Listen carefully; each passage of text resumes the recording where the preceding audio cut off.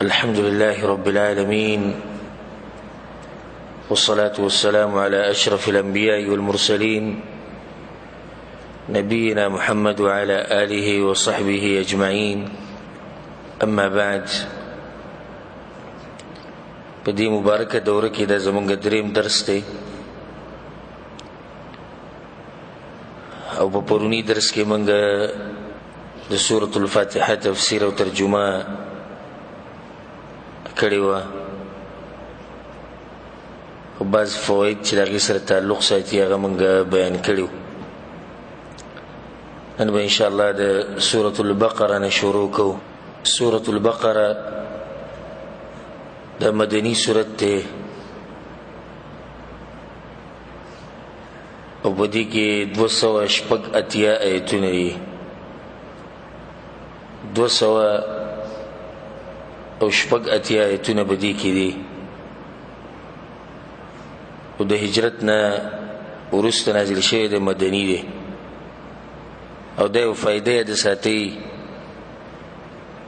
که دا معلوموي چې قرآن کې څو سورتونه مدني دي او څو مکي دي، نو هغه په اسانۍ سره معلومولی شي. او هغه داسې چې د سورة البقره د آیتونه یاد ساتئ 280. نو دا 80 مکی سورتونه دي او بیا چې د 8 کټ کې نو 30 سورتونه دا مدني دي. 80 چې 2 کټ کې نو 80 شو، نو د 80 سورتونه دا مکی دي. بیا چې د 8 کټ کا نو 30 شو، نو د 30 سورتونه کم یو دي دا مدني دي. او 80 او 30 چې سره جمع کې نو څو شو؟ 114. او په قرآن کې 114 سورتونه دي. سورة البقره دا په دې ټول قرآن کې اوږد سورت دی او څه د پاسه یا په باندې 2 سپارې دا سورت دی. دا د سورة الفاتحه تفصیل دی. که تاسو خیال کړئ نو پرون په سورة فاتحه کې د ایمان دا مسله، د عبادت دا مسله دا مختصر ذکر شو، نو په دې سورت کې اوس تفصیل دی. دې کې د ایمان موضوع ذکر ده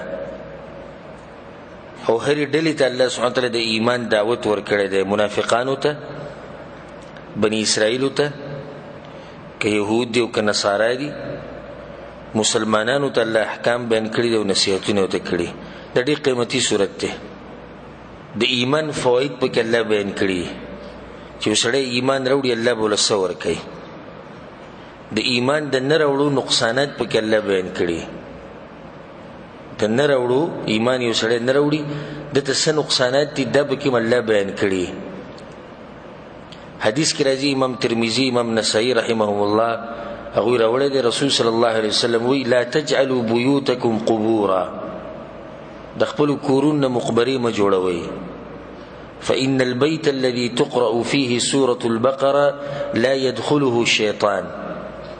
په کوم کور کې چې د سورة البقره تلاوت کېږي نو هغې ته شیطان نه ننوځي. دا ډېر برکتي سورت دی.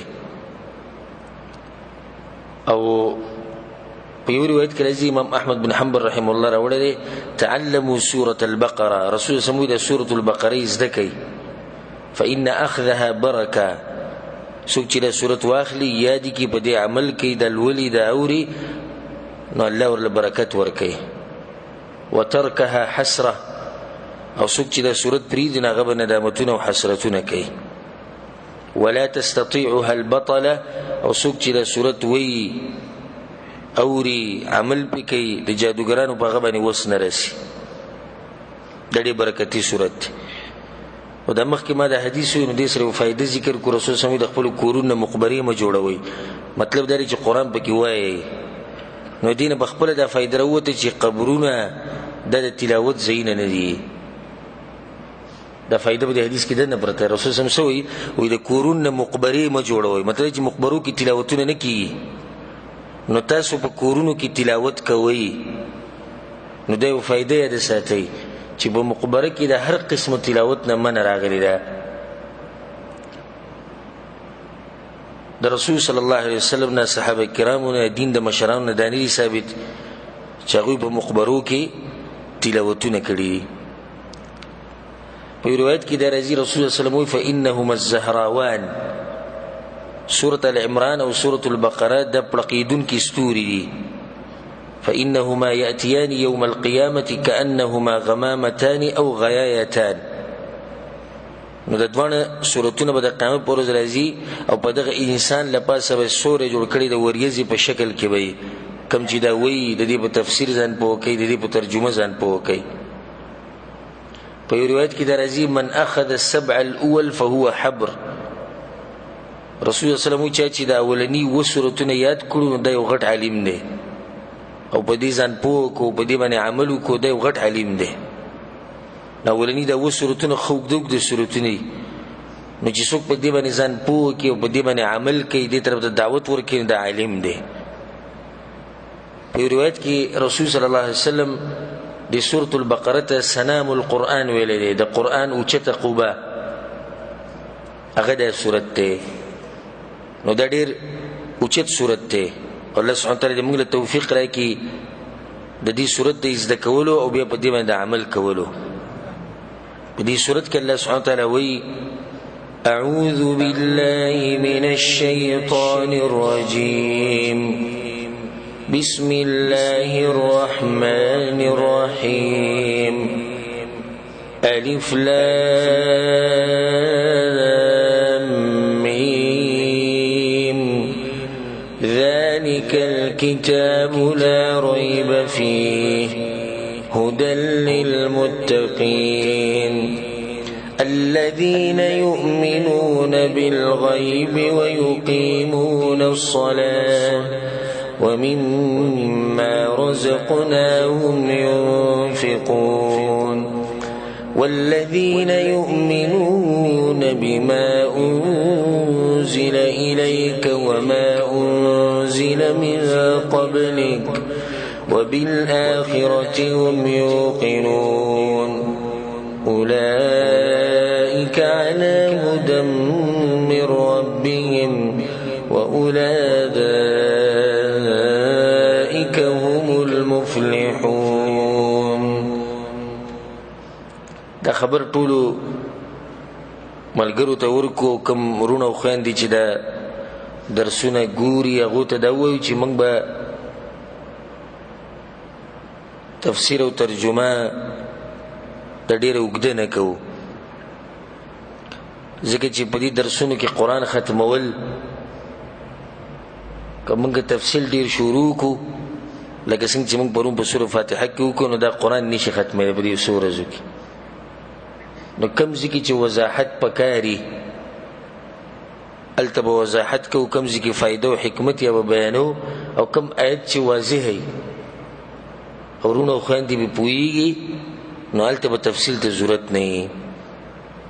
او که څوک نه وي پوه شوی یو ځای زموږ نه داسې پاتې شي چې بعض ملګري به پوه نه شي نو هغوی د درس په اخره کې بیا تپوس کولی شي. د دې صورت په اوله کې الله سبحانه وتعالی وایي الف لام میم. الله علم دی د دې ټکو په معنی باندې. الف لام میم د عربی حروف مقطعات ته ویل کیږي. بعض علما دا وایي د دې سورتونو نومونه دي، بعض علما دا وایي چې د دې معنی دي لکه اوس دلته الف نه الله، د لام نه جبریل او د میم نه محمد صلی الله علیه وسلم. خدا به دلیل خبري څوک به کوي د رسول صلی الله علیه وسلم نومونه دي لکه یاسین، طه، دا د رسول صلی الله علیه وسلم نومونه. مضبوط قول والله اعلم هغه دا دی چې د دې په معنی باندې یو رب العالمین پوهیږي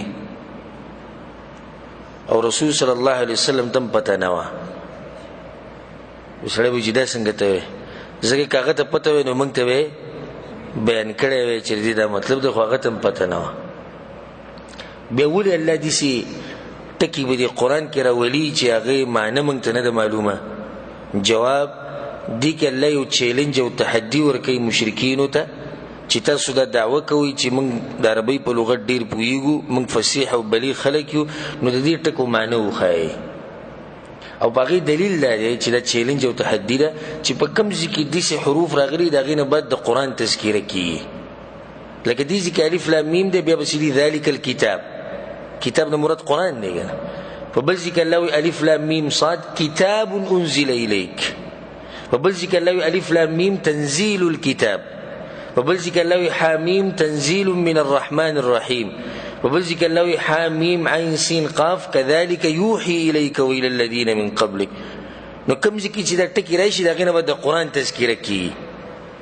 د دلیل دی په دې باندې چې دا ټکي الله سبحانه وتعالی د قرآن کې د چیلنج او د تحدي په شکل راوستي دي چې زه تاسو له دې معنی وښایي نه چا ښوولې او نه به د قیامت پورې څوک وښایي ښه که چا په زړه کې دا سوال راشي چې دا خو بیا عیب نه دی یعنی یو نقص نه شو چې په خبرو کې داسې ټکي رالو چې د هغې معنی نشتي جواب دا دی چې دا نقص نه دی بلکې دا خو کمال دی او دلیل به دا دی چې دا نقص نه دی د مکې مشرکینو یوه د اعتراض لار نه ده پرېښودې په رسول صلی الله علیه وسلم باندې هر قسمه اعتراض هغوی کړی دی خو دا اعتراض یې چېرته په رسول صلی الله علیه وسلم نه دی کړی چې داسې ټکي ولیدي چې د هغې معنی نه ده معلومه داسې اعتراض ګوره چې د مشرکینو نه دی کړی او که دا د کمزورتیا خبره وي بیا به هغوی اول په سر هغوی دا اعتراض کړی وی چې ستاسو په دې قرآن کې خو داسې الفاظ دي چې هغې معنی هم نه ده معلومه خو هغوی دا اعتراض نه دی کړی د دلیل دی په دې باندې چې دا نقص نه دی دا څه کمی نه دی بلکې دا دلیل دی د الله سبحانه وتعالی په قدرت او د هغه په علم او د هغه په کمال باندې چې هغه داسې باچا دی چې کامل علم د رب العالمین سره دی وما اوتیتم من علم الا قلیلا او د انسانانو سره چې کوم علم دی نو دا لږ علم دی چې الله وله ورکړی نو کوم ځای کې چې تاسو ته بار بار دې خبرې ته بیا ذکر کولو د ضرورت نشته ځکه چې پر روان درسونه کې که الله ژوند راکړو نو داسې ټکي به ډېر راځي نه هلته به موږ صرف دغه وایو چې الله علیم دی دې ټکو په معنی باندې او تفصیل دا شو چې د سورې بقرې په اوله کې وشو ذلك الكتاب لا ريب فيه دا کامل کتاب دی هیڅ شک نشته په دې کې هدى للمتقین هدایت د متقیانو دپاره په دې ځای کې ګوره ذلک الکتاب لا ریب فیه یا په دې فیه باندې ودرېږه نو داسې ترجمه شو چې دا کامل کتاب دی هیڅ شک نشته په دې کتاب کې هدى للمتقین هدایت د دپاره د متقیانو او یا ذلک الکتاب لا ریب په دې ځای ودرېږه نشته هیڅ شک دی کې فیه هدى للمتقین په دې کې هدایت د متقیانو دپاره سبحان الله ته صورت شروع کې ترجمه شروع کې تفسیر شروع کې دا اول نه د الله وی ګوره په دې کې شک نشته کومه خبرې چې روانې په دې کې به ګوره شک نه کوئ دا کامل کتاب دی او که چا شک کړی دی نو دا د هغه کمزورتیا ده نور په دې کتاب کې داسې خبرې نشته چې هغه شکي دي هدى للمتقین په دې کې هدایت دی د متقیانو لپاره هدایت په دوه قسمه دی یو ته هدایت التوفیق وي یو ته هدایت التوجیه والارشاد وي هدایت په معنی یو سړي ته لار ښووه دا د هر چا په لاس کې شته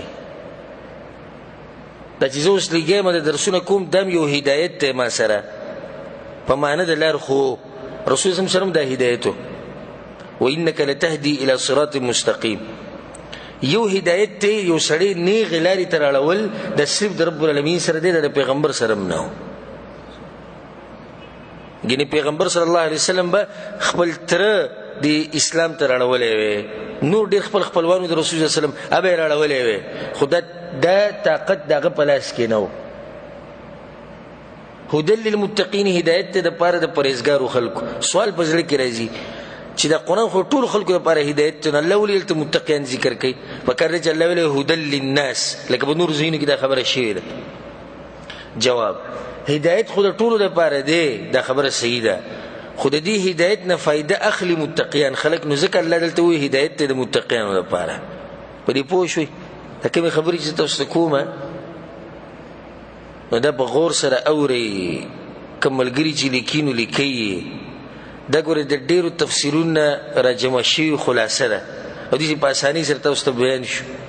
څه خیال دی چې ته به یو کتاب کولو کې یا ترجمه به کولو کې او تفسیر به کولو کې هلته به دقه بعینه دا خبرې ټولې هلته پرتې. دا هغه درسونه چې کوم موږ د استادانو سره کړي دي او د هغوی خواله تلي او کوم کتابونه چې مطالعه کړي دي د هغې خلاصه تاسو ته په اسانۍ سره بیانوم، نو کیدای شي تاسو سره قدر نه وي چې دغه اسانې خبرې، خو په دې پسې چې ګرځي انسان ته پته ولګي چې دا څومره مشکل کار دی دا خبرې معلومول. نو د دې علم قدر کوئ، دا خبر یادې ساتئ. هدل للمتقین، هدایت ته دپاره د متقیانو. تقوا څه ته وایي؟ متقی مطلب تقوا پکې ده. تقوا دې ته وایي چې ته خپل منځ او د عذاب په منځ کې دیوال جوړ کې. دیوال به دې جوړه چې کومه خبره الله کړې ده په هغې عمل وکړي او د کوم نه منع کړې د هغې نه منع شي. او د تقوا په باره کې الحمدلله ما یو څو درسونه کړي دي چې تقوا په انسان کې څنګه راځي، د تقوا د ختمېدو اسباب، د راتلو اسباب او د تقوادار انسان صفات دا ما تفصیلي هلته بیان کړي، دا زیر تفصیل نه دی. ښه دا متقیان څوک دي؟ د اولني د سورې بقرې په اولني 4 آیتونو کې الله د مؤمنانو خبره کړې ده. د هغې نه بعد چې 2 آیتونه په هغې کې د کافرانو خبره کړې ده. د هغې نه بعد په 14 آیتونو کې د منافقانو خبره کړې ده. د قرآن چې کولاو کې نو خلک په 3 ډلو کې تقسیمي، دا به لازم تقسیمي، یا به مسلمانی او یا به کافری او یا به منافق. لازم به دا خلک په 3 ډلو کې تقسیمي. یو سړی به وایي چې تاسو فرقې جوړوئ، خلک هم تقسیم کو 3 ډلو ته. تقسیم موږ نه دی کړی، دا رب العالمین کړی. قرآن چې کولاو کې الله ته ته وایي ګوره خلک 3 قسمه دي، یا مسلمانان دي یا کافران دي یا منافقان دي. دا د رب العالمین فیصله ده او دا دغه خبره ده. اوس د تقوادار خلک څوک دي چې د هدایت نه فایده اخلي؟ الذین یؤمنون بالغیب، هغه کسان دي چې ایمان لري په پټو خبرو باندې. غیب پټو خبرو ته وایي. الله اکبر. دا د مؤمنانو د ټولو نه اوچت صفت ته چې په غیبو باندې ایمان لري. د ټولو نه اوچت، ولې په غیبو باندې ایمان لرل دا ګران کار دی. وسوسې به تاته راځي، قسمه قسم سوچونه به راځي، د هغې باوجود ستا ایمان دی. او که د غیبو د ایمان ته وباسي بیا خو د کافرانو مسلمانان کېږي. هغه څنګه؟ لکه اوس زما او ستا ایمان دی چې په قبر کې دننه سوال جواب کېږي، دا زما او ستا ایمان دی. خو موږ ګوره لیدلي نه دي په خپلو سترګو چې دا مړی کینی او د دنه سوال جواب کوي، دا موږ لیدلي نه دي. لکه دا وخوی شو نو بیا کافران هم دا خبره مني چې او قبر کې داسې شتي، خو بیا فرق موږ او هغو کې څه پاتې شو. ځکه دا شیخ العلامه محمد بن صالح العثیمین رحمه الله د هغه نه یو تپوس شو چې شیخ زما په زړه کې لکه دا سوچ کله نه کله راځي چې په دې قبر کې دا سوال څنګه کېږي او دا قبر خو تنګ دی او دا داسې او دا دغه دی. نو شیخ رحمه الله ورته جواب کې وایي چې دا ته الله وښیي نو ستا د ایمان څه مطلب دی؟ په واضح خبره باندې خو هر سړی ایمان راوړي. اسمان شین دی ټول یې مني. دې خبره کې څوک اختلاف کوي؟ د ورځې رڼا ټول یې مني، د شپې تیارۍ ټول یې مني، ځکه چې ټول یې ویني. خو اصل ایمان خو دا دی چې ته یو شی نه یې لیدلی او د الله او د الله د پیغمبر خبره مني. آخرت کې به دا کېږي، دغه به کېږي، دا په قرآن کې اشتباه حدیثونه کېږي. زموږ په ایمان دا ایمان بالغیب دی. الله دې زموږ د ایمانونه ښه ډېر کړي او مضبوط دي کړي الله په دې باندې. دا اولنی صفت د هغوی دا دی. دا صفات یاد ساتئ، په ځان کې راولئ چې تاسو د هدایت نه فایده واخلئ. الذین یؤمنون بالغیب، هغه کسان چې ایمان لري په غیب باندې. ویقیمون الصلاة، او پابندي کوي د مانځه. یؤمنون بالغیب مسله د توحید ده، په توحید پسې مسله د مانځه ده. د اسلام ارکان څو دي؟ 5. اولنې کلمه د شهادت، دویم مونځ. نو ایمان بالغیب مسله توحید ده، به دویم مسله د مانځه ده. پابندي کوي د مانځه. ويقيمون الصلاة قائمي منزونه. نو پابندی د منځه ده چې موږ بکې د رسول الله صلی الله علیه وسلم په طریقه په خپل وختونو نارینه به په جمعتونو کې کوي، بغیر عذر په کور کې نه کوي، خو په اطمینان سره خپل موږ کول لکه څنګه چې رسول الله صلی الله علیه وسلم کړي. او په دې باندې ما یو بیان هم کړی تفصیلی د رسول الله صلی الله علیه وسلم موږ هغه بیان ووري، او ان شاء الله مخکې درسونه کې د منځنوري مسائل هم راځي. ومما رزقناهم ينفقون، او دا غسنه چې ورکړي دي منګه غوي ته خرچه کوي، مال خرچه کوي د الله په لار کې. تاسو ان شاء الله دا روان درسونه کې دا خبر ملاحظه کوي چې الله غالبا د منځ او صدقه یو ځای ذکر کوي، منځ او زکات یو ځای ذکر کوي. سوال سره کې راځي چې ولې الله د دوی عبارتونه یو ځای ذکر کوي؟ جواب: د منځ د الله حق دی. منځ د چا حق دی؟ د الله حق دی. صدقې زکاتونه د چا حق دی؟ د انسانانو حق دی. نو تا ته وایي چې الله ته وایي چې زما د حق مده کو، د دوی د مده کا. ومما رزقناهم ينفقون، کمال چې اوسه د خرچې کې بخیلان نه دي، مؤمنان بخیلان نه دي، او مؤمنان اسراف هم نه کوي، د حد نه تیریوزي هم نه. په دې کې د صدقې زکاتونه ټول رالو. بل صفت به وکړي څه دی؟ والذین یؤمنون بما انزل الیک، او دا خلق دی چې ایمان لري باغ سبانی چې نازل شوی دی تا ته، باغی بنی ایمان لري. رسول سم طرف ته سره غري قرآن او حدیث، قرآن او حدیث د دوانو وحی. او دا خبره کمزوري دي چې څوک دې وایي چې قرآن او بیا حدیث، دا کمزوري خبره ده. صحیح خبره ده قرآن او حدیث، د دوانو به یو ځای ذکر کې. دا بعضو خلکو دا سوچ راویسته دي چې اول به مسله په قرآن کې ګورو، بیا که میلاو نشو حدیث کې به ګورو، ولې؟ بلکې داسې به چې دا مسله به لټې په قرآن او حدیث کې. دا تفصیلي مسله ده چې په دې باندې طلاب علم پوهېږي، تفصیل نه ځو. او دا مې تاسو ته فایده ذکر کړه چې د رسول الله طرف ته څه نازل شوي دي؟ قرآن او حدیث. په دې باندې به ایمان لري. ایمان لرل مطلب چې دا الله طرف نه دي، او په دې کې چې کومې خبرې په هغې باندې عمل کول. وما انزل من قبلک، او په هغه څه چې نازل شوي دي مخکې ستا نه، آسماني کتابونه چې څومره کتابونه او وحی پیغمبرانو ته شوی د پوخانو باغی باندې زموږ ایمان دی. بعض کتابونو نمونه الله خولی دی موږ ته، تورات، زبور، انجیل، صحف ابراهیم، صحف موسی. نو په دې باندې زموږ د ایمان دی چې لکه دا نوم ولمنو، دا کتابونه منو، دا وحی منو. خدای کوم د غالبا کتابونو نمونه موږ ته نه دي معلوم، نو باغی باندې زموږ مجمل غوند ایمان دی. اگر که موږ ته دا کتابونو نمونه نه دي معلوم، خو زموږ په څه دی؟ زموږ په ایمان دی چې پیغمبرانو ته الله وحی کړی ده، موږ یې منو. او د یو پیغمبر نه انکار کول، د یو د پیغمبر د وحی نه انکار کول دي سیدی لکه ته چې ټولې وحی نه انکار کې. ځکه چې هغو ته د وحی چا کړی ده؟ الله ورته کړی ده. نو چې د هغې نه دې انکار وکړو، د قرآن نه دې انکار وکړو. وبالآخرة هم یوقنون، او په آخرت باندې هغوی یقین ساتي. دا د مؤمنانو صفت دی، په آخرت باندې یقین ساتي، او د آخرت لپاره محنت کوي، د آخرت لپاره کوشش کوي. صرف دا نه چې یقین به پې ساتي، آخرت باندې به یقین هم ساتي، او د هغې دپاره به محنت او کوشش کوي. الله دا صفات په موږ کې راولي. الله به ورکوي دوی له څه؟ اولئک، دغه کسان، دا مخکې چې ذکر شو، على هدى من ربهم، په هدایت دی د طرف د رب د دوی نه. واولئک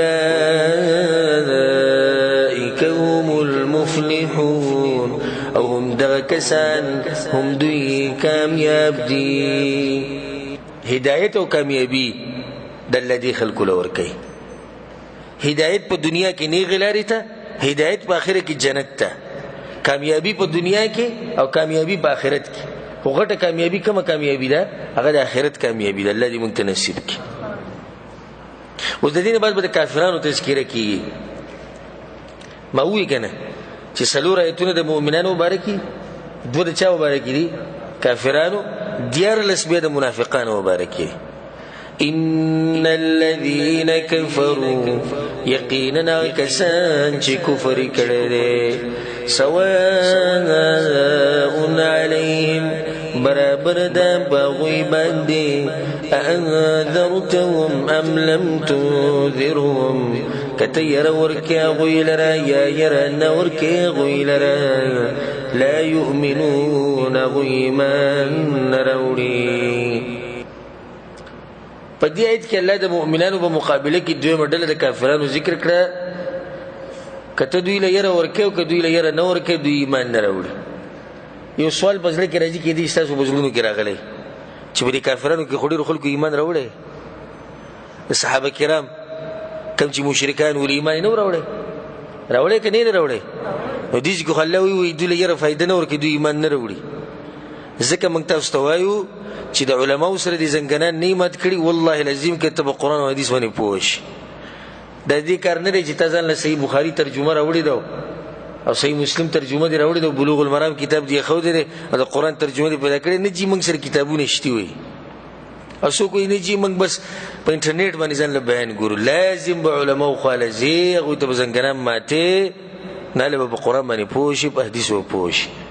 دې ځکه مراد هغه کافران دي چې هغه زدیان او عنادیان کافران دي چې د هغوی په باره کې دا فیصله د رب العالمین د طرف نه شوې ده چې دوی ته هدایت نه میلاوي، لکه ابو جهل، ابو لهب، امیه بن خلف او داسې نور.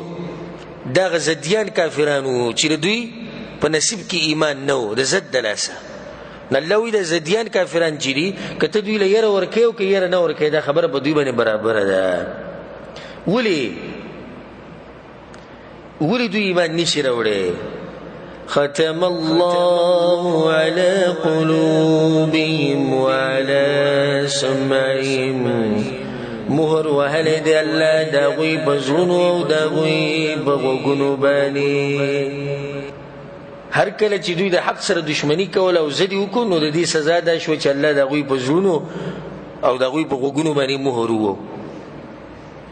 رسول الله صلی الله علیه وسلم به همیشه د دعا د الله نه غوښته: اللهم یا مقلب القلوب ثبت قلبي على دينك. الله ته زړونه اړې راړې زما د زړه په دین مضبوط ساتئ. د زړونو د الله په ګوتو کې چې څنګه اړې، والله لازم چې د ګمراهۍ طرف ته واړو لکه ټوله دنیا را جمع شي که ته نیغې لارې ته راوړ دی بیا ووایه. الله د هغوی په زړونو باندې مهر ووهو، د هغوی په غوږونو باندې مهر ووهو، نو خبرې به اورېدې خو حق به پې نه لګېدو. ډېر خلک غوږونه کار کوي، غوږونه باندې مهر مطلب دا نه دی چې هغوی لکه کاڼه شو او بلکل یې څه نه اورېدو، نه غوږونه یې کار کوو خو حق پې نه لګېدو. الله دې داسې حالاتو نه موږ ساتي. دې زړونو له الله څنګه سزاګانې ورکوي یو څو درته فایده ذکر کوم.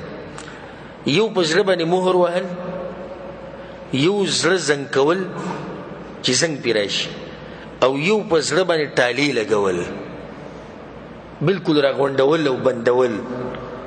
د سزاګانې د قسمه قسم الله دې خلکو له ورکوي چې کوم خلک د حق سره مقابله کوي الله یې تې واړي. الله دې زموږ د زړونو اسلام ته کولاو ساتي همیشه. وعلى أبصارهم غشاوة، او د هغوی په سترګو باندې ناشنا پردې دي، په سترګو باندې پردې دي. سړی به وایي چې بس دا خو به وړاندو نو نه غټې غټې سترګې حق به یې نه لیدو. الله بقرآن کې څه وایي؟ فإنها لا تعمى الأبصار ولكن تعمى القلوب التي في الصدور. الله وایي سترګې نه ړندېږي، وایي هغه زړونه ړندېږي کوم چې په سینو کې پراته وي. سترګې خو دا غټې غټې سترګې پیغمبر ته به کتو، صحابه کرامو ته به کتو، خو بیا هم هغوی حق نه قبلو. الله به یوځي خپل پیغمبر ته وتراهم ينظرون إليك وهم لا يبصرون. ای پیغمبر ته خو دې ښکاري چې دوی ته عیني او ته ګوري خو ګورې دوی حق نه ییني.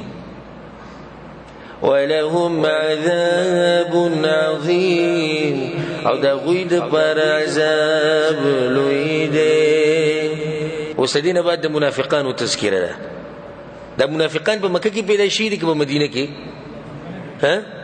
مدینه کې. دغه وجه دا ده چې مکه کې منافقت ته ضرورت نه و، ځکه چې هلته کفر زورور و.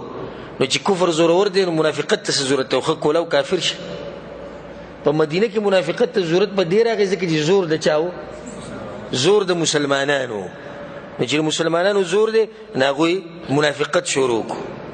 او منافقت دې ته وایي هغه څه په زړه کې پټول چې هغه د ظاهر خلافي، په ظاهره کې یو شان او په باطن کې بل شان. بیا منافقت په دوه قسمه، یو ته نفاق اعتقادي ویل کېږي، یو ته عملي ویل کېږي. بیا داسې وایي یو غټ منافقت دی او بل وړوکی منافقت دی. غټ منافقت په عقیده کې راځي، لکه څنګه چې مدینه کې منافقان په ظاهره کې هغوی موږ په الله باندې ایمان دی، په رسول باندې ایمان دی، په زړه کې ایمان نشته. او نفاق عملی دی ته وایي په عمل کې منافقت راتله، لکه رسول صلی الله علیه وسلم چې نښې ذکر کړي دي. اذا حدث کله چې خبرې کوي دروغ وایي، واذا وعد اخلف چې واده کې خلاف ورزي کوي، واذا اؤتمن خان چې امانت ورسره کېږي خیانت کوي، واذا خاصم فجر او چې جنگ کوي نو به کنځلې کوي، او داسې نورې نښې دي. نو دا واړه منافقان دي. دا غټ منافقت چې بچا کې راشي والعیاذ بالله نو د اسلام نه څه شو؟ ووتو. او دا وړوکی منافقت انسان د اسلام نه وباسي، خو ډېر خطر پکې دی. غټ منافقت ته لار ده. نو کوشش کوو چې ځان د منافقت د صفاتو نه لرې ساتئ. منافقت ته موضوع ده، موضوع دغه ما تاسو ته په اوله کې وایي چې تفصیل په هره خبره باندې چې کوو. نور زما د زړه دومره تخنیکي دی چې په هر ځای کې مې تفصیل وکړی سم. او د هغې وجه دا ده چې زه ستاسو لپاره خیر خوښوم. او که زما په لاس کې وی او چې د داسې کېدی نه ما ټول خلک راوچتول او نیغې لارې ته مې داسې راړول چې دا نیغه لار ده په دې ځه. خو دغه ملک صاحب مخکې وي چې دغه زموږ په لاس کې نشته، د الله په لاس کې ده. موږ صرف دومره کولی شو چې خبره واضح وکړو د خویندو وروڼو ته. باقي منل نه منل د هغوی کار ده. الله د منافقانو تذکره کوي. ومن الناس او بعض د خلقنا غسوک دی من یقول آمنا بالله، هغه سوک دی چې وی منګ ایمان راوړی دی په الله باندې، وبالیوم الاخر او په ورځ د آخرت باندې، وما هم بمؤمنین او حال دا چې هغوی مؤمنان ندي.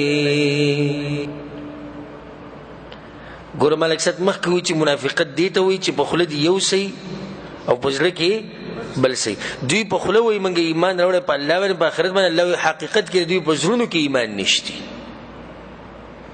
اذا جاءك المنافقون قالوا نشهد انك لرسول الله، اے پیغمبر وي موږ ګواهي ورکوو چې ته الله پیغمبر یې. الله څه وایي؟ والله يعلم انك لرسوله والله يشهد ان المنافقين لكاذبون. الله وی دا خبره خو صحیح ده چې ته الله پیغمبر، خو ګوره دوی دروغجن دي. دا دوی په خوله کې هسې پرته ده دا خبره، نور دوی دا مني نه.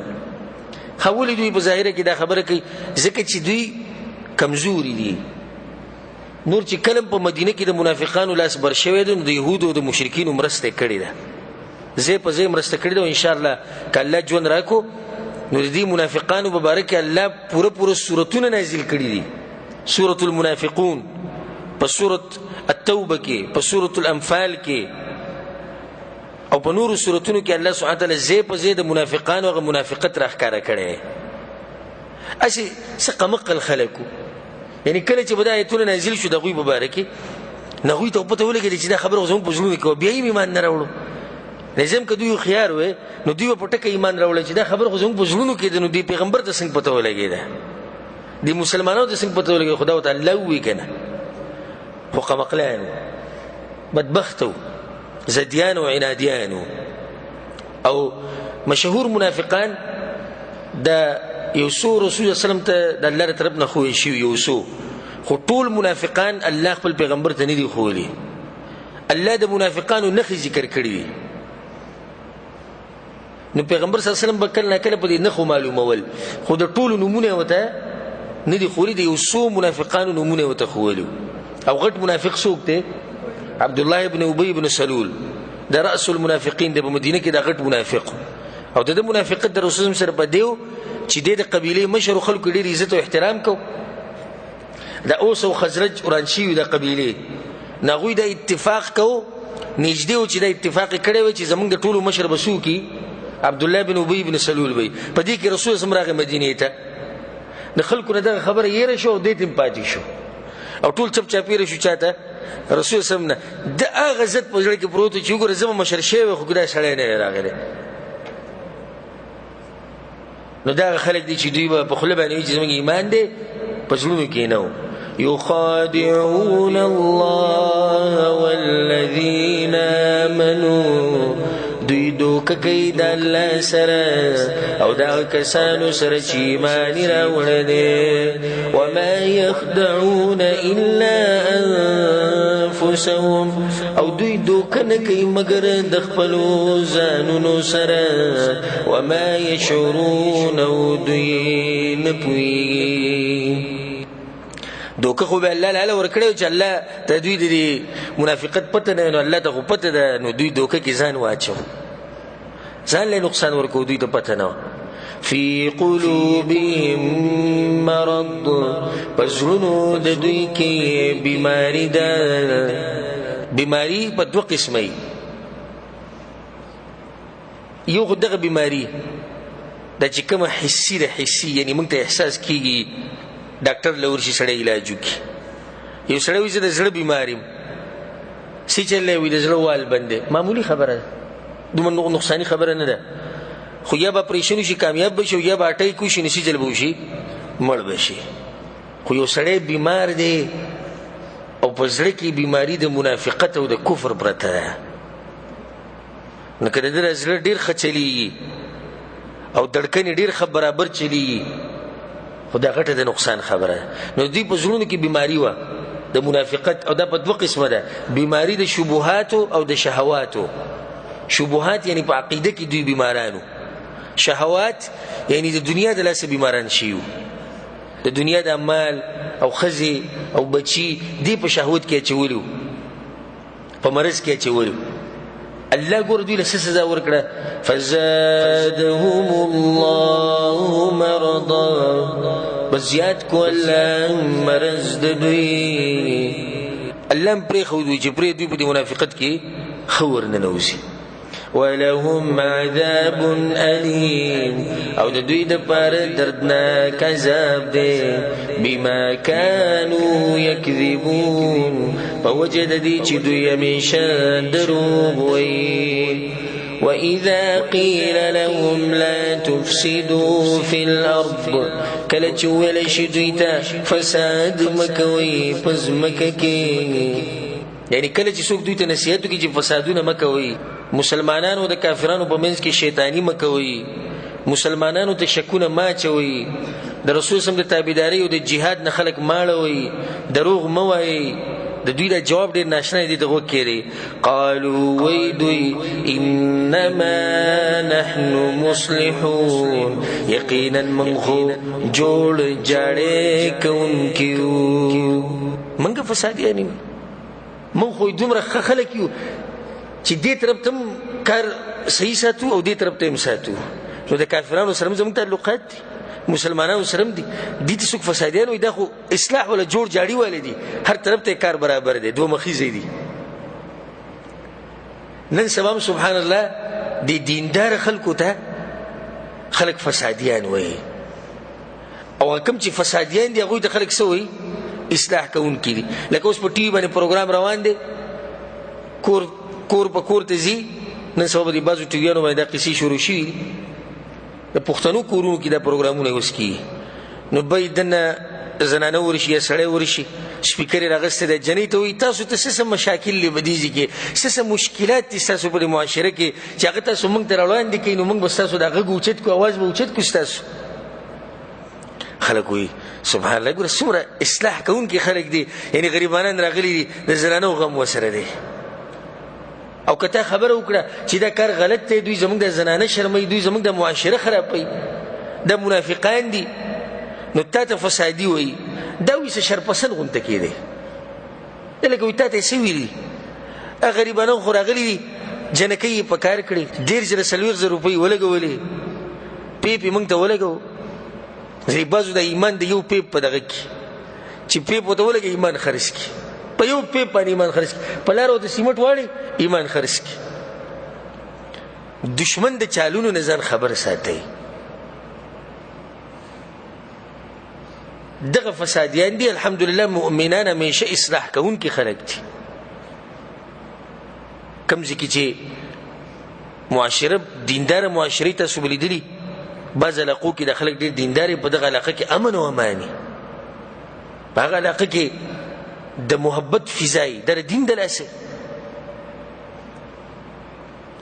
نو دوی وایي چې نه موږ خو اصلاح کوونکي یو. الله سوي الا انهم هم المفسدون خبردار یقینا دوی خاص هم دوی فساد کون کدی ولكن لا يشعرون مگر دوی نپویگی. وإذا قيل لهم آمنوا كما آمن الناس او کله چې ویل شي دوی ته ایمان راوړئ لکه څنګه ایمان چې د خلکو راوړی دی. خلکو نه مراد څوک دي؟ صحابه کرام. دوی ته به نصیحت وشو ایمان راوړئ لکه څنګه چې ابوبکر صدیق راوړی دی رضی الله عنه. ایمان راوړئ لکه څنګه چې عمر بن خطاب راوړی دی. ایمان راوړئ لکه عثمان بن عفان چې راوړی. د دوی دی منافقت او دی جواب ته ګورئ. قالوا ويدوي انؤمن كما آمن السفهاء اي منګ ایمان راوړو لکه څنګه چې ایمان راوړی دی قمقلانو. صحابه کرامو ته به سوي قمقلانو دا کم عقل وندګي دي بس په یو خبره پورې ختی او خيار خو منګ یو هر طرف منګ برابر ساتلې. يهود سره زمونږ تعلقات دي مشرکین سره زمونږ دي او دا قمقلان غونټکی دي. دا هغه وخت نه په صحابه کرامو باندې اعتراضات شروع شوي او د اوسه پوری دي. نن سبا زموږ په دور کې شیعاګان او روافض هغوی په صحابه کرامو پسې جبې اوږدې کړي. زه ډېر حیران یم دې خبرې ته چې یو سړي ته د خپل دا پته نشي چې دی به جنت ته ځي او که جهنم ته به ځي. ښه د ابوبکر صدیق رضی په ایمان پورې دی وایي دا مسلمان نه و والعیاذ بالله. لکه ته خپل ایمان غم وکړه. دا خو هغه خلک دي چې الله د هغوی تزکیه د اسمانونو نه کړي دی دا جنتیان دي ته به دوی پورې نه نښتی. د دې قسمه خبرو نه د هغه خلکو د بیانونو نه ځان لرې ساتئ کوم چې شکونه پیدا کوي. او دا ته یو فایده ذکر کوم. نن سبا یو فتنه راوتې ده. یو انجینیر دی او هغه ته انجینیر محمد علي مرزا جهلمي. تاسو به دغه ډېر اورېدلی محمد علي مرزا په فیسبوک کې ډېر راځي پټکۍ تړلی او اکثر داسې یوازې ناسي بیان کوي ځان ته کمره کې ویډیو یې ښودي. نو هغه د سنیانو په نوم لګیا دی او د خلکو په زړونو کې د صحابه کرامو هغه بغض پیدا کوي. ابوالعلماء یو بیان دوه اورېدو نو والعیاذ بالله د معاویه رضی الله عنه فاسق فاجر انسان ثابت کو او په دې لګوي ما سره دلایل خلک دوکه کړي دي. نو دا زما تاسو سره نصیحت دی چې دغه انسان بیانونه او د دې قسم خلک چې نورم څوک دي چې د چا په بیان کې تاسو واوریدو چې په صحابه کرامو اعتراضات کول د دې سړي نه ځان لرې ساتي. دا مرضی دی دا بیمار دی دا منافق دی. ولې چې دې منافقان ویلو آیا موږ د خلکو په شان د قمقلانو په شان ایمان راوړو؟ الله سوي الا انهم هم السفهاء خبردار شي یقینا دوی خاصم دوی قمقلان دي. قمقلان خو دوی دي چې په دې سوچ کې دي موږ الله دوکه کو او ځانې دوکه کو. ولكن لا يعلمون مگر دوی نه پوهېږي په خپل قمقلتیا نه پوهېږي.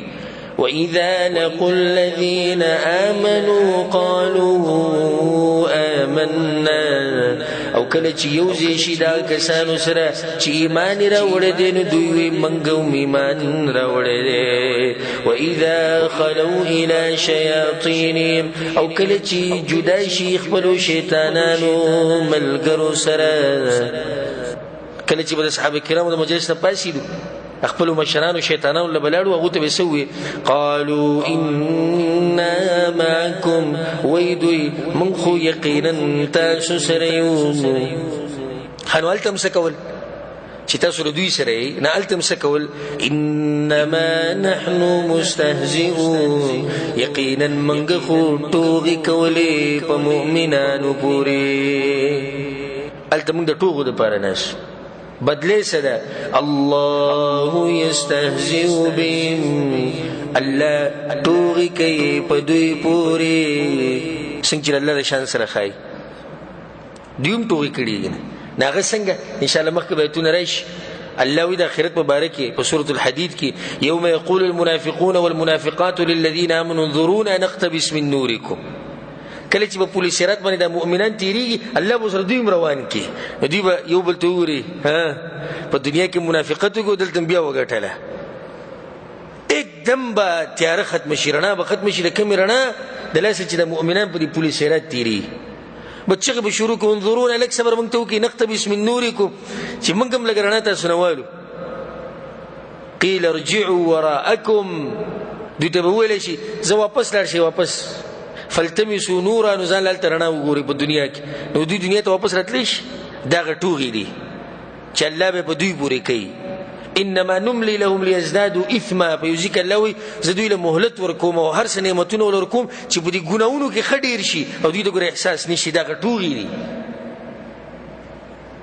نو دوی په مؤمنانو پورې ټوغي کوي الله په دوی پورې ټوغي کوي لکه څنګه چې الله د شان سره خای ويمدهم في طغيانهم يعمهون او زیاتی دوی لرا په سرکشی د دوی کې يعمهون چې ګډوډ وي الله پر خو دي چې دوی په خپل گمراهۍ کې خډیر شي خنه نوځي بګی دنه چې به ول عذاب سخور کی اولئك الذين اشتروا الضلاله بالهدى دا کسان دي چې اغستې د گمراهۍ په بدله د هدایت کې هدایت نه قبول کړي کفر غره کو په ایمان باندې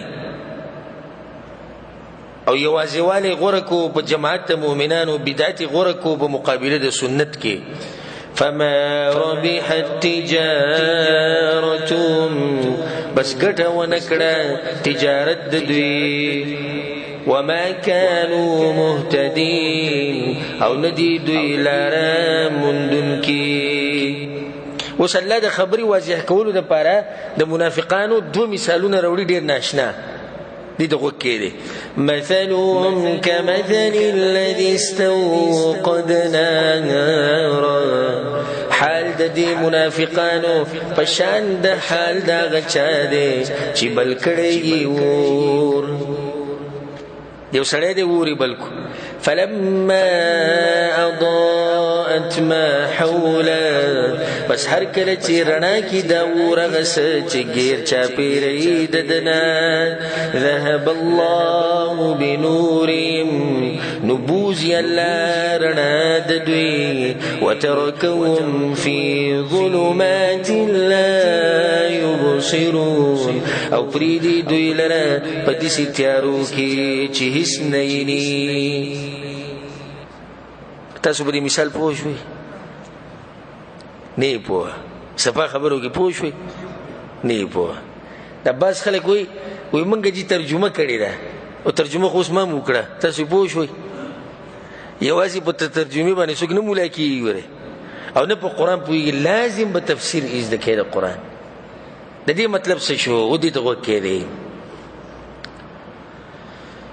دا ولنې مثال د ور دی دویم مثال د وبو دی د ور د مثال دي سي دی چې د منافقانو ته دین ایمان او قران راغې نو دوی په ظاهر کې ور داخل شو ور بل شو ور څه شو بل شو دا ور بلې دي رڼا وته ملو شو کنه جوی موږ مسلمانان یو نو ظاهري فائدې چې مسلمانانو ته ملاويږي هغه دوی ته ملاو شوې نو دا غرنا ده چې دوی ته ملاو شو اوس کله چې ته ور ولګې کله چې منګه په کور کې ور ولګو او لرګي مو ته خو دي نو په دې ور پسې چې نور لرګي نه کېږي دا ور مړکیږي د څه کنه نو چې ته یو لرګي کې دي او هغه ته دي اور ولګو لږ څه بعد به اور ختم شي کنه د دوی سره نور مواد نو چې د اور ته مخکې کړی وی چې د رڼا چلیدلی وی نور مواد ورسره نه و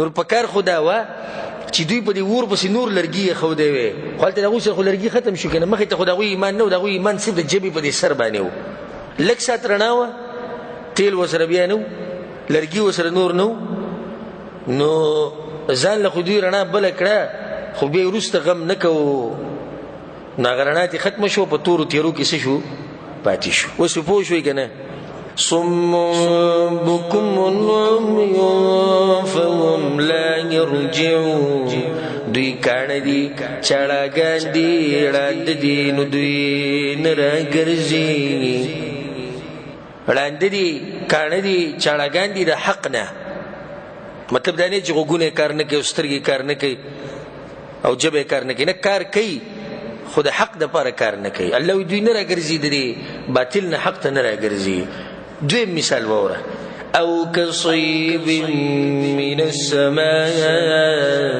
یا مثال د دوی په شان د ډېر باران دی د برینا الله اکبر د الله دې خوږ کتاب نظر او قربان شم وی که به دغه مثال نه پوه شوي نو او نو بیا دا واورئ په دې به پوه شئ که دغه مثال واضح نه دا او د اختیار لپاره دی وی دغه خو مو واورېده اوس دا مو واورئ ځه که به دغه نه پوه شئ به دې به ښه واضح پوه شئ مثال په شان د ډېر باران د برې نه سما نه مراد دلته د برې نه یعنې اسمان نه فيه ظلمات چې باغی کې تیری ورعد وبرق او ګړزارې پکې او برېښنا پکې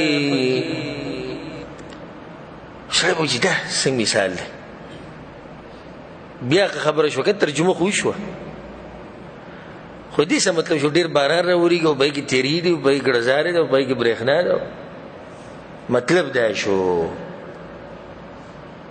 چې یو سړی دی په سخت تیز باران راګیر کړی چې پای کې تیاره ده پای کې ګړزاره ده پای کې برېښنا نو دی به څنګه پریشان تاسو سوچ وکئ ځه دغه شان د منافقان پریشان دي د قرآن په نازلېدو سره نو د باران تشبیه وشو د څه سره قرآن سره قرآن د برې نه راغلی دی ځکه چې الله سبحانه وتعالی بره دی په عرش له پاسه نو د هغه ځینې د قرآن راغلی دی دا باران راورېږي په دې کې ګړزارې دی په دې کې تیری دي سړی چې دا قرآن کې څنګه ګړزارې نو په دې کې سختي دي په دین کې سختي شته که نه ګوره باران فایدهمند شی دی خو خټې جوړوي که نه جوړوي خټې جوړوي دغه شان دا دین دی په دې کې سختي هم شته دین خو یوازې دا نه کې چې حلوا خوره پوس دین دی او مزې کوه خېټه ساته په دین کې خو سختي دي قربانیانې دي برېښنا پکې راشي داسې برېښنا راشي چې د هر څه رڼا کي یعنې د منافقانو هغه حال ښکاره کوي د برې نه رڼا راشي که نه الله ووایي پیغمبر ته وایي دې منافقانو اوس دا خبره وکړه بهر برېښنا راله د هغوی هغه حالات یې ټول ښکاره کړو مضبوط مضبوط دلایل برېښنا او ګړزارې د دې ته وایي يجعلون أصابعهم في آذانهم دوی ږدي ګوتې خپلې په غوږونو خپلو کې من الصواعق د وجې د تندر نه حذر الموت د وجې د یرې د مرګ نه کوم سړی چې د سخت باران راګیر کړي او سمه برېښنا یې سم ګړزارې د هغه په دې غوږونو کې د ګوتې کړي چې مړ نه شم دغه شان دا منافقان دي چې کله به داسې په رسول صلی باندې کیفیت راغی د وحي نو دوی به یو بل ته اشاره وکړي چې وځو بیا که زموږ خبره کوي یحسبون کل صیحة علیهم الله وایي دوی دا ګمان کوي چې بس دا کوم خبره چې روانه ده زموږ مبارک ده نو دوی ورته پته ده خپل منافقت نه پرېږدي نو دوی به هم یریدو والله محیط بالکافرین او الله راګیرونکی دی کافرانو لره یکاد البرق یخطف ابصارهم نږدې ده چې برېښنا وتښتوي نظرونه د دوی الله اکبر دا دغه مخکینی مثال سره تعلق ساتي یعنی په قرآن کې د برېښنا په شان روښانه حکمونه دي نږدې ده چې د منافقان مؤمنان شي داسې رڼا پکې ده او بعض مفسرین وی مطلب دا چې کله قرآن نازلیږي نو منافقان دومره یریږي چې نږدې ده چې دوی د نظرونه وتښتي، دومره پریشانه شي، ګډوډ شي. كلما أضاء لهم مشوا فيه، هر کله چې رڼاو کې دغه برېښنا دوی ته نو دوی روان شي په هغې کې. وإذا أظلم عليهم قاموا، او کله چې تیاره کې په دوی باندې نو دوی ودرېږي. د دې څه مطلب شو؟ مطلب دا دی برېښنا چې رڼاو کې دوی روان شي تیاره شي بیا ودرېږي.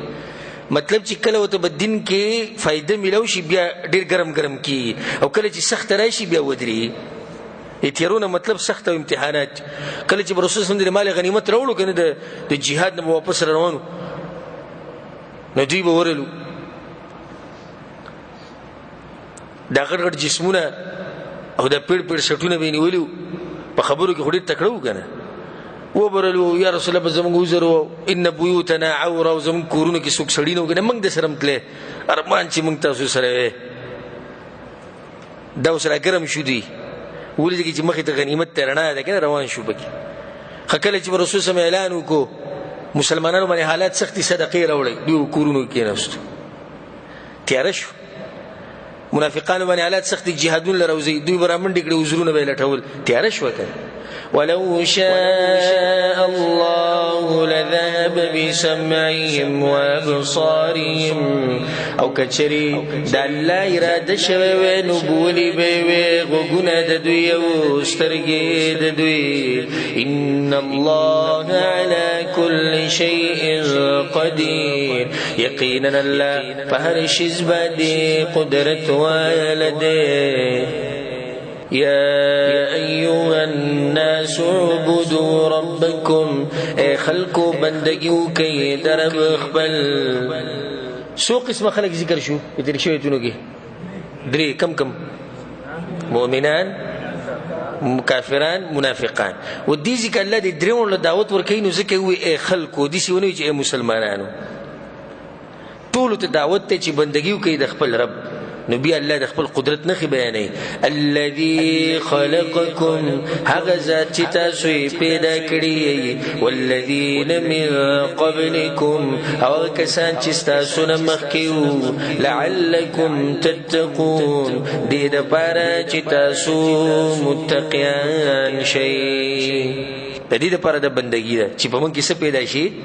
تقوا پیدا شي. الذي جعل لكم الارض فراشا، هغه ذات الله چې ګرځولې د ځمکه ستاسو د پاره خوره. الله د ځمکه خوره کړې ده، نه ډېره نرمه ده نه ډېره سخته ده، جون په خطيري. والسماء بناء، او اسماني چت ګرځولې ده. وانزل من السماء ماء، او را لګري دي د بري نوبه. فاخرج به من الثمرات رزقا لكم، بس رو باسي باغي سره د میوه او غلونه د پاره د خوراک ستاسو. باران راوري کنه نو ستاسو لپاره میوه او غلي چې تاسو خوراک ملو شي. فلا تجعلوا لله اندادا، بس مگر زوید الله د پاره شریکان. وانتم تعلمون، او تاسو پوهیږئ. خره د پته چې الله قدرت نه خېدي چې دومره طاقتور ذات ته نبی سره څنګه شریکان جوړول، او دا غټه ګناه ده الله سره شریک جوړول. حدیث کې راځي په صحیحینو کې د حدیث عبد الله بن مسعود رضی الله عنه وی ما د رسول صلی الله علیه وسلم پیرته پوښتنه کو یا رسول الله اي ذنب اعظم، یا رسول الله په ګناونو کې غټه ګناه کومه یو ده؟ رسول الله صلی الله علیه وسلم ان تجعل لله ندا وهو خلقك، چې تر الله لپاره شریک جوړ کړي او حال دا چې هغه ته پیدا کړی. او دا غینه بعد الله سبحانه وتعالی د قران او د پیغمبر رښتینواله بیانوي. وان كنتم في ريب مما نزلنا على عبدنا، او کچرته تاسو په شک کې دغه کتاب نه چې موږ را لېږلی دی په خپل بنده باندې. بنده څوک دی؟ رسول صلی الله علیه وسلم. ګوره رسول صلی الله علیه وسلم که ډېرو موچت شي خو د الله بنده دی، د الله عبد. هغه موږ د الله سره نه شریک کولی، نه د الله صفات هغه له ورکولی شو. فاتو بسورة من مثله، نو راوړئ یو سورت په شان د قرآن. دا تحدي او چیلنج په هغه وخت کې الله ورکړی د اوسه پورې نه چا راوړی نو به څوک راوړي. قسمه قسم طریقو سره الله ورکړي. بعض ځینو کې الله ویلي فاتوا ب10 سور للسورتون راوړي، بعضی کې الله وی على ان ياتوا بمثل هذا القران، د قران په شان قران راوړي، په دې کې الله یو سورت راوړي. وادعوا شهداءكم من دون الله، او راوغواړي خپل مددګاران سوا د الله نه، د خپل بوتان او باباګان او دام راولي. ان كنتم صادقين، كچرت تاسو رښتینی، فإن لم تفعلوا، بس کچر دا کار تاسو ونکو، ولن تفعلوا، او هیچری کولې نشي، کدا کار تاسو ونکو بیا الله کولې هم نشي. ګوره فاتقوا النار، نو بس ویریږي دورنا، التي وقودها الناس والحجاره، دا غورنا چې خشاک به دغه خلک او کانی. دا بس څنګه عجیب ووري چې دې ته کانی ورواچي او خلک وته ورواچي، دا ور بتیزي، په انسانانو بتیزي، په کانو بتیزي. اعدت للكافرين، تیار شوی د کافرانو د پاره. په دې کې دا فائدہ چې جهنم وشتي، نو دا خبره ساتي چې جنت او جهنم د دوانه موجود دي. لکه حدیث کې راځي چې جنت او جهنم د یو بل سره خبرې وکړي. په یو حدیث کې راځي چې جهنم د الله نه اجازه وغوښتو د ساه غستو لپاره، خوشتي کنه ځکه اجازه وغوښتو، نو جنت هم شتي او جهنم هم وشتي. دا فائدہ من اخرنی فائدہ ذکر کړه. او نننې درس نو دا 40 نمبر آیت باندې به ودرو ان شاء الله. سبب د 15 نمبر آیت نه شروع کو د الله سبحانه وتعالى په توفیق سره. الله دې موږ په قران او حدیث باندې پوه کړي، او الله سبحانه وتعالى موږ له توفیق راکړي قران او حدیث باندې عمل کولو. هذا وبالله التوفيق، وصلى الله وسلم على نبينا محمد وعلى آله وصحبه أجمعين.